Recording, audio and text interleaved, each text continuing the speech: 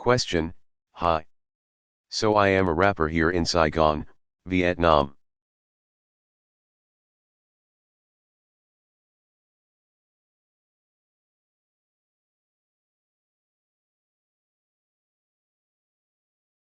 President Obama, are you a rapper?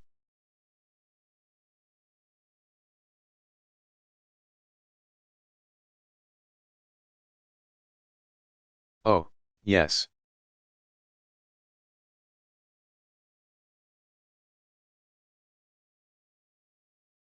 Question, you have spoken a lot about environment and like politics and economic progress of Vietnam.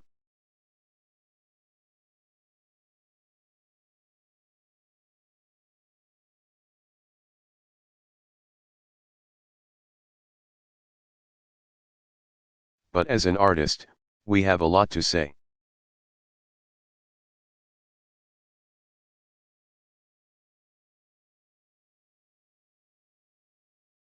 President Obama, okay.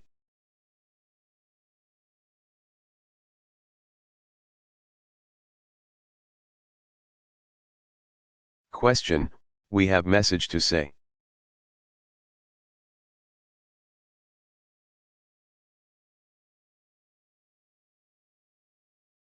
I want to know how important it is for a nation to really help and promote their art and culture.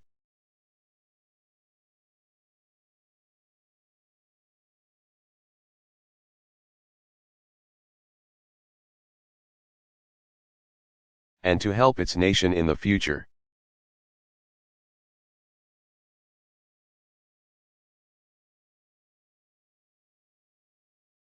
President Obama, okay.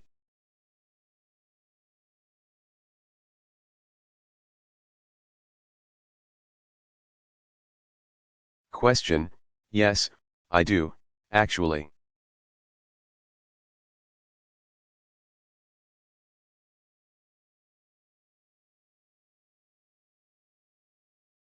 President Obama, go ahead. Come on. Question, Vietnamese or English?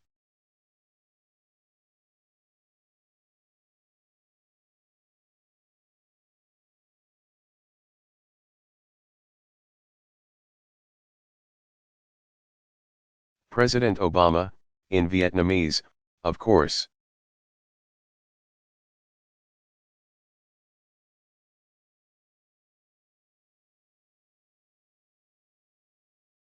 Question, in Vietnamese?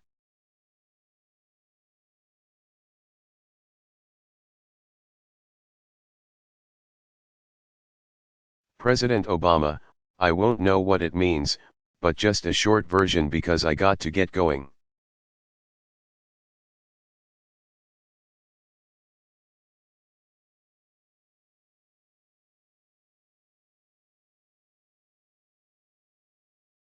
Question, raps in Vietnamese. My name is Sue, by the way.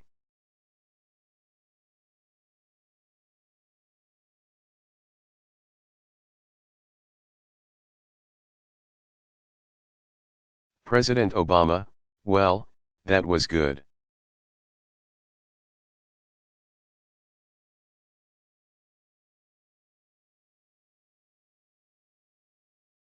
See there, that was pretty good.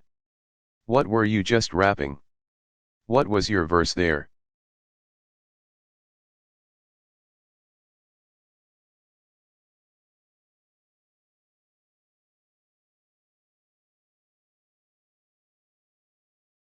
Question, I was just talking about some people having a lot of money.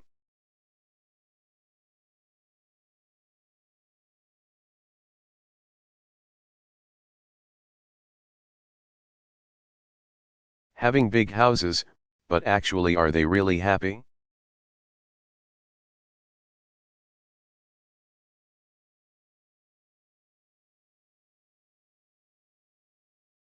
President Obama, okay.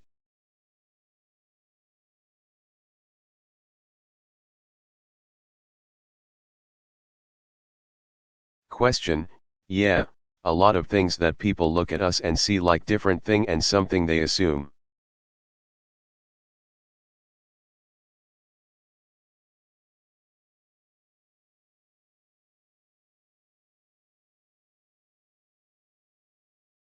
Or a lot of like stereotypes like me, Asian rapper, looking like a cute girl.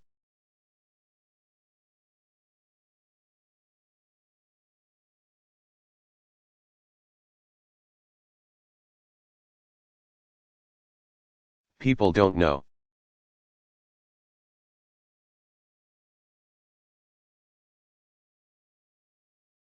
President Obama, is that what they think?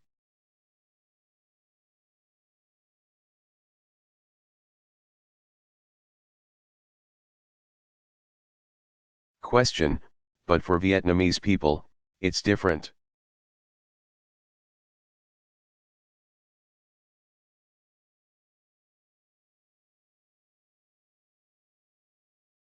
They think rapping is not like for women.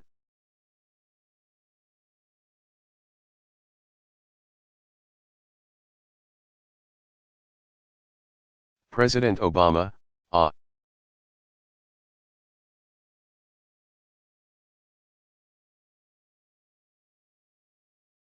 Well, that's true in the United States, too.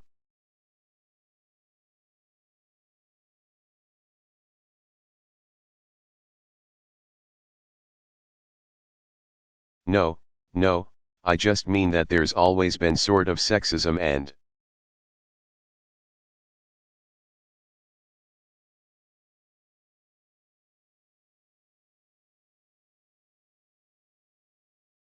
gender stereotypes in the music industry like every other part of life.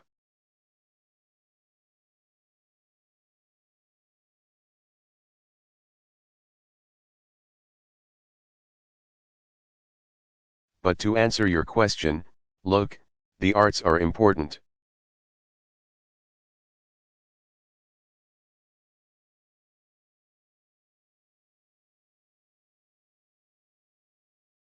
Artistic expression is important.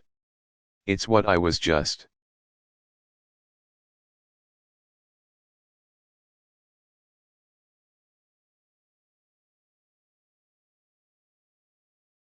Saying to the filmmaker about stories that we tell each other.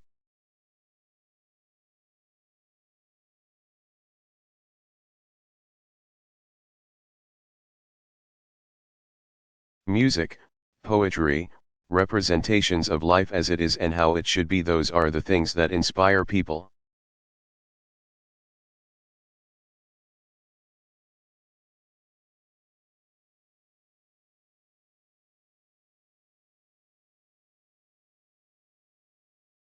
Life is a combination of very practical things, right?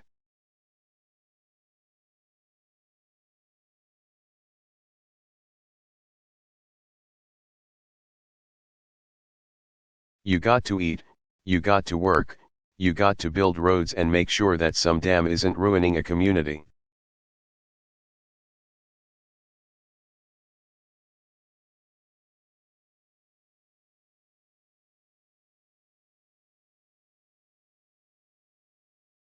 But it's also the spirit that we have inside of us, and how is that expressed?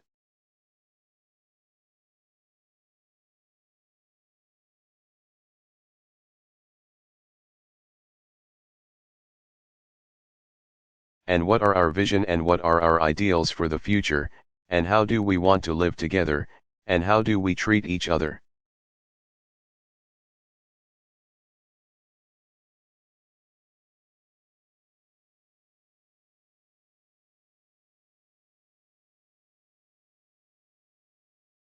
And one of the most important things about art is it teaches you to not just think about yourself.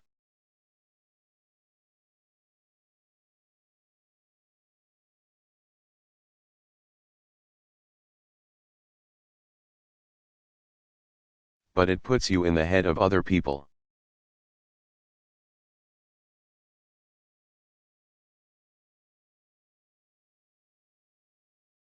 So you start realizing somebody else's pain, or somebody else's hopes.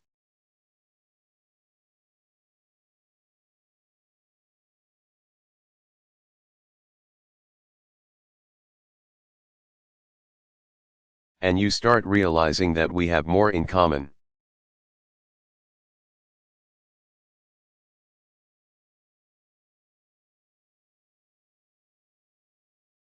So if I read a novel by somebody in Africa, now, suddenly, I understand more about how we are similar.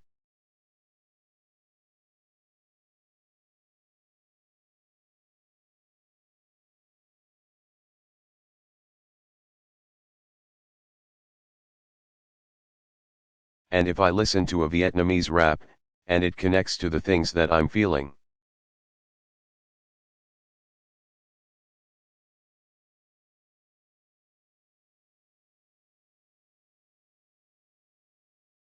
Now I feel closer to a country on the other side of the world.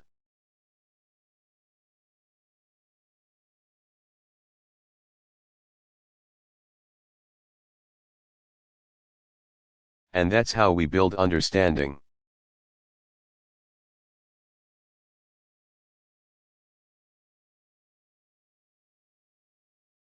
And that's how we end up being able to work together and plan together and build a better future together.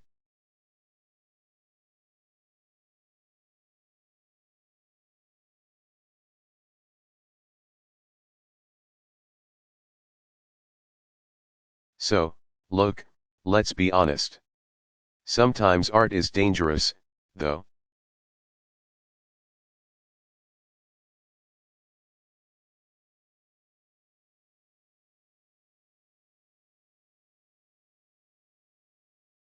And that's why governments sometimes get nervous about art.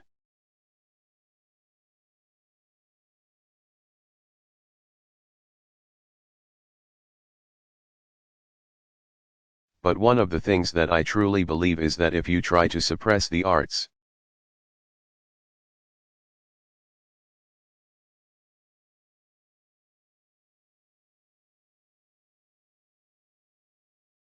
then I think you're suppressing the deepest dreams and aspirations of a people.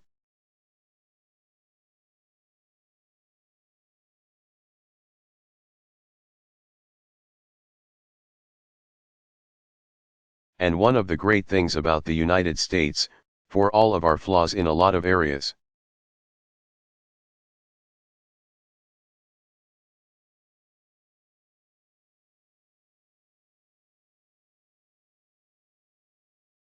is that we do give much greater expression to our culture.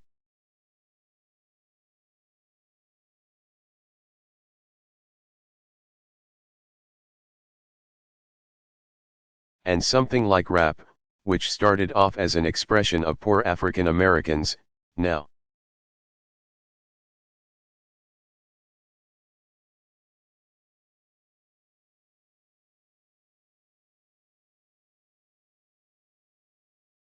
suddenly has become a global phenomenon and is really the art form of most young people around the world today in a lot of ways.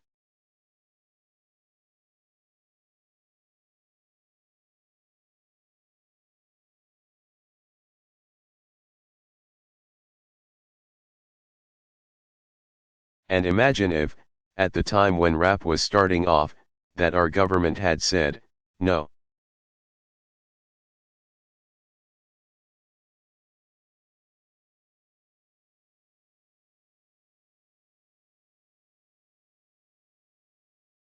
Because some of the things you say are offensive, or some of the lyrics are rude.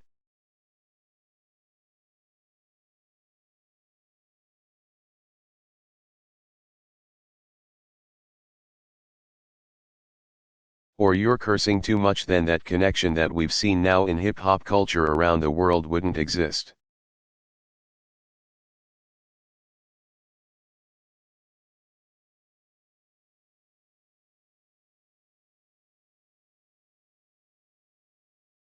So you got to let people express themselves.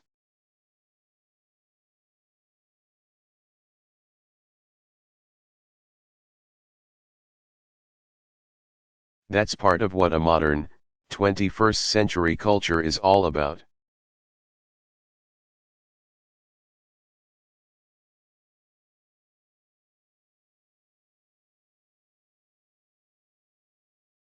All right, everybody.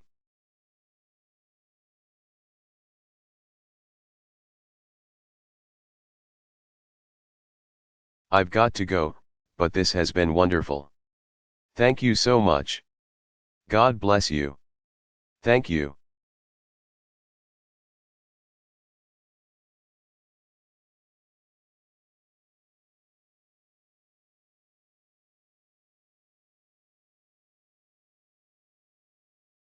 Barack Obama.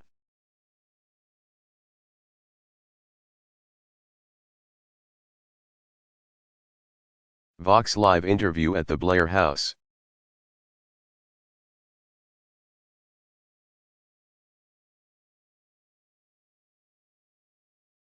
Delivered January 6, 2017, Washington, D.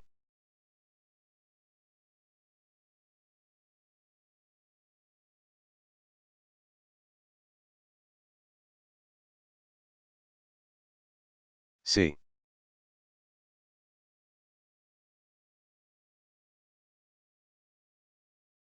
President Obama, thank you.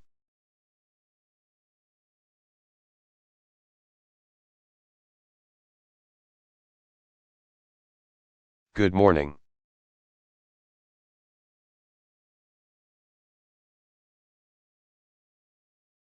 MS.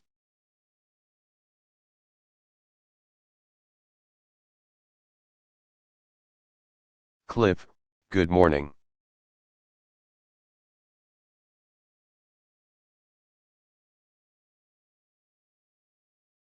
MR.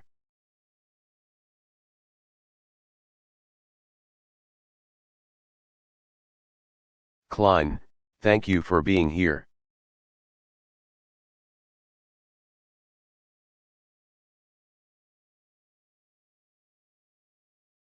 President Obama, it is great to be here.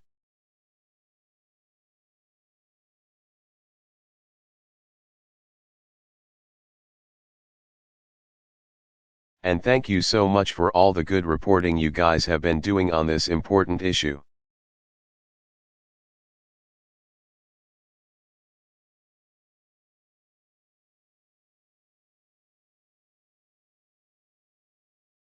MR.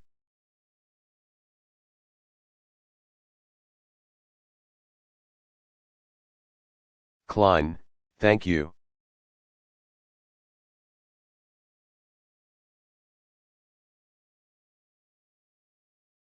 MS.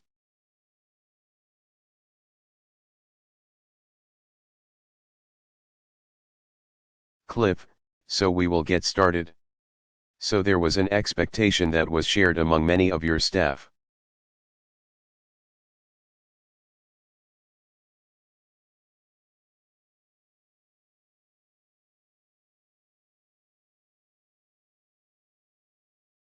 Many congressional Democrats, that as the Affordable Care Act rolled out,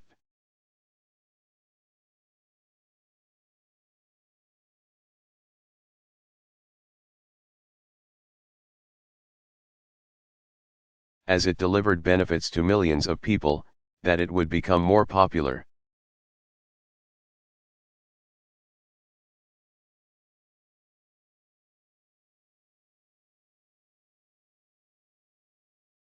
It would be safe from repeal or even substantial reform.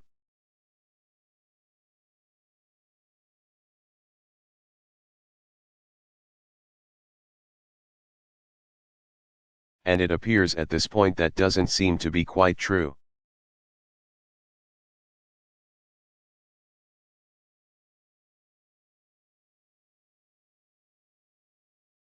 What do you think that theory got wrong?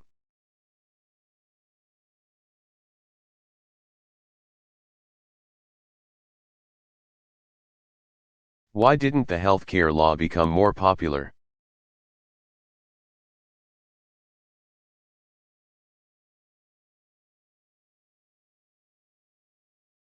President Obama, well, let's back up and say from the start there's a reason why.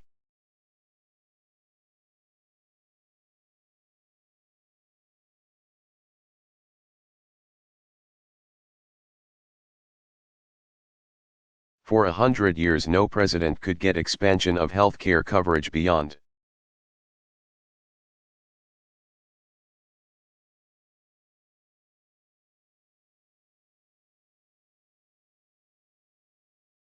the work that had been done for Medicare and Medicaid, targeting primarily seniors.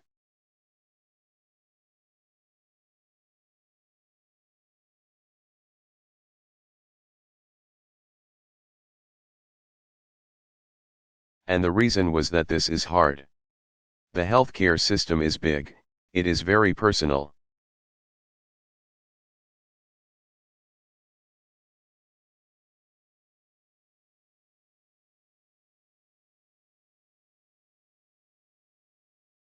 Families, I think, recognize the need for health insurance.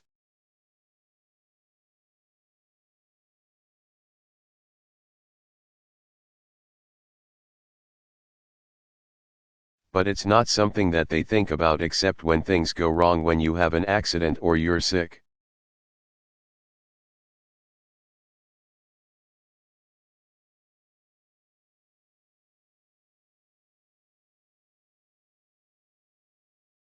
And so any costs, particularly at a time when families are feeling stressed economically.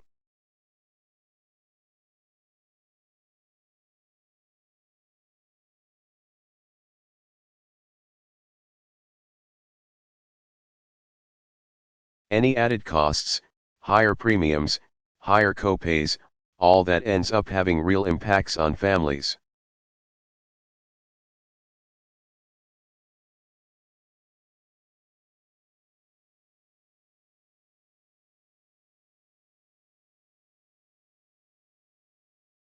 And so the challenge of getting it passed was always the fact that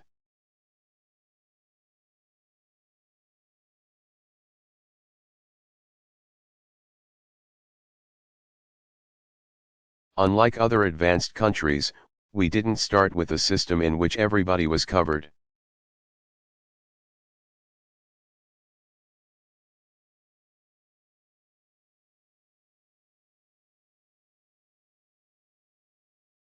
And we have a very complicated marketplace, and we have third-party insurers.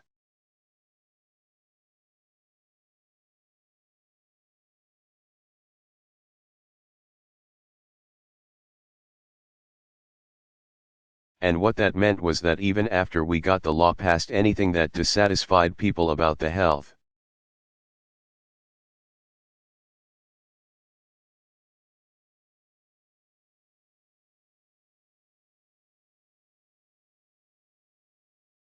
care system could be attributed to quote, unquote Obamacare, even if it had nothing to do with Obamacare.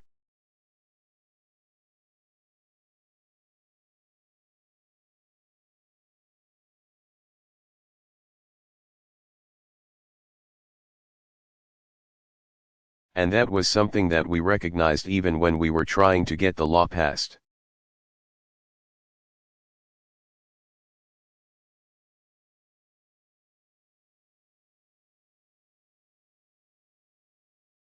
The other thing is the fact that the unwillingness of Republicans in Congress and around the country.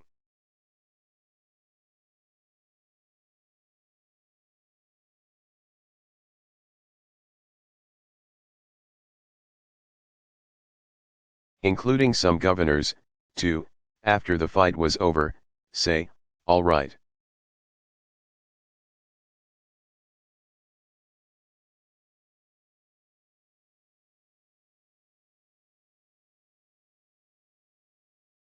Let's try to make this work the way Democrats did during the time when President Bush tried to expand the prescription drug program.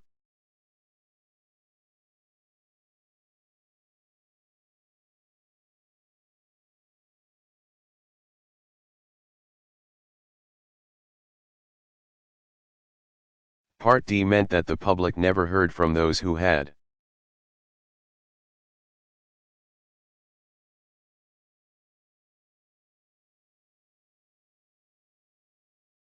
Originally been opposed any concession that, you know what, this is actually doing some good.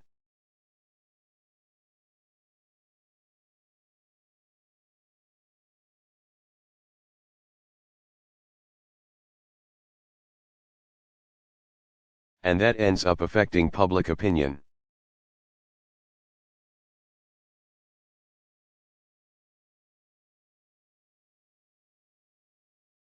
And the third thing is that whenever you look at polls that say 40-something%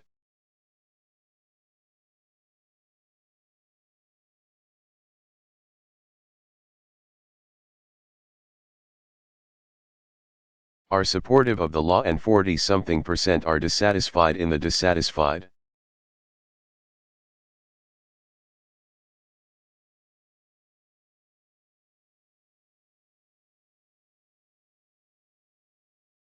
Column are a whole bunch of Bernie Sanders supporters who wanted a single-payer plan.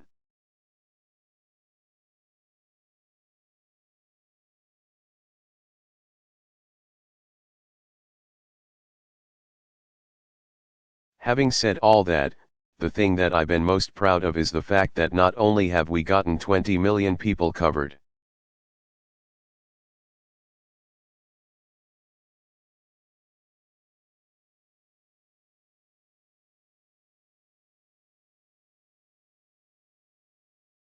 not only have we been able to reduce the pace at which healthcare costs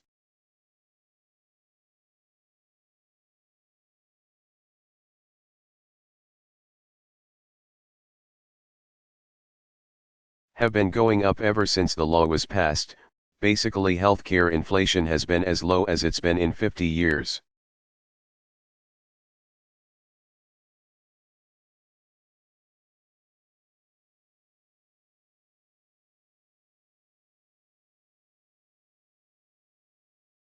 Which has saved the federal government hundreds of billions of dollars.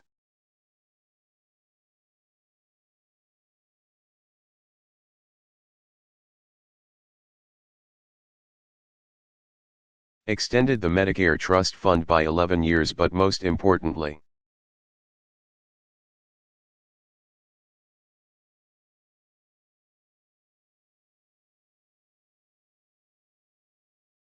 for the people who have gotten insurance through the exchanges, there's been pretty high satisfaction rates, as surveys have shown.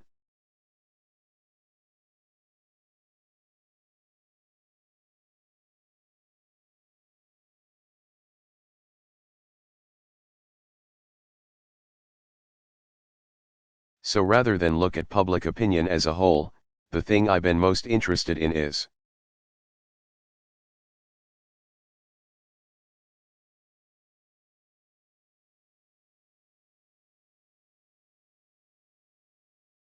how is this affecting the people who have gotten benefits?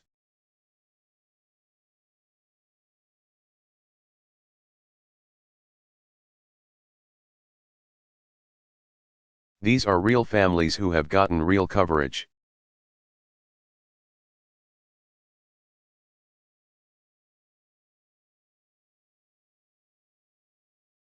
And I get letters every single day from people who say, "This has saved my life."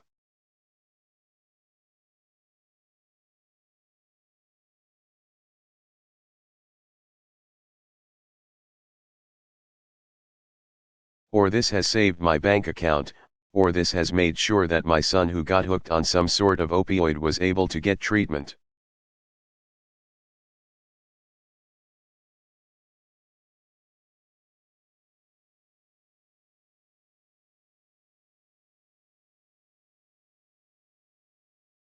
Or "I was able to get a mammogram that caught a cancer in time."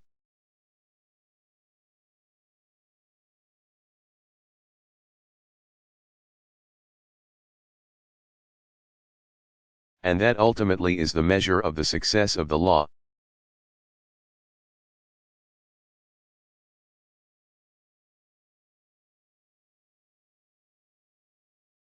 Mr.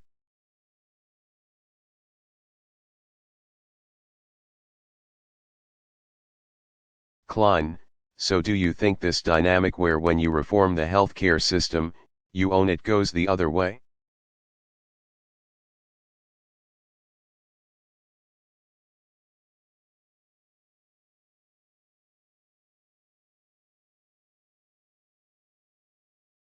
Republicans are beginning with the repeal and delay strategy.